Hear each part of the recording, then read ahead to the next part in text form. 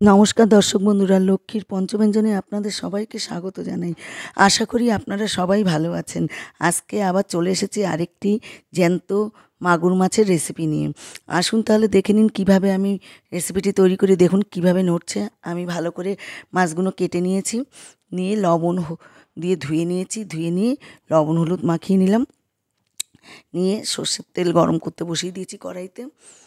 তেল গরম হয়ে গেছে, মাছগুলো আমি ভালো করে মেখে নিলাম, নিয়ে মাছের যে মাথাগুলো আগে ভেজে নিচ্ছি। আমি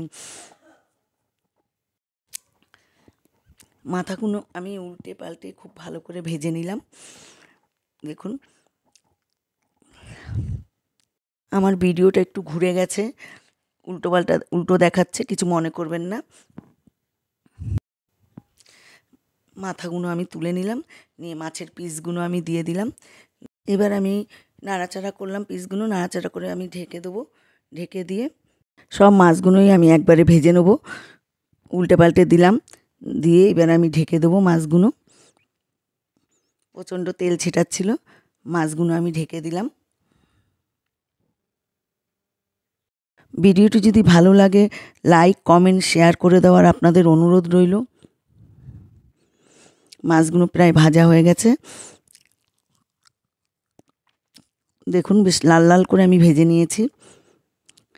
আজকাল ম্যাক্সিমাম বাড়িতেই এরকম জ্যান্ত মাছের ঝোল কেউ খেতে চায় না, শতকরা হয়তো কয়েকজন খায়, আর বাকিজন খেতে চায় না। মাছ ভাজা হয়ে গেছে, আমি তুলে নিলাম আস্তে আস্তে মাছগুলো। এখানে কিছুটা জিরে আমি ভেজে তুলে নিলাম, এটা আমি পরে দেখাবো কেন ভেজে তুলে নিলাম।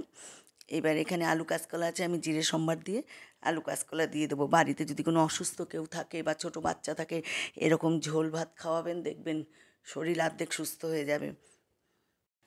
খুব বেশি আমি ভাজবো না, একটু নাড়াচাড়া করে আদা বাটা দিয়ে দিচ্ছি। আদা বাটাটা একটু কষিয়ে নিলাম, কষিয়ে নিয়ে এবারে আমি ওই মশলাটাকে গুঁড়ো করে নিলাম, জিরে ভাজাটাকে।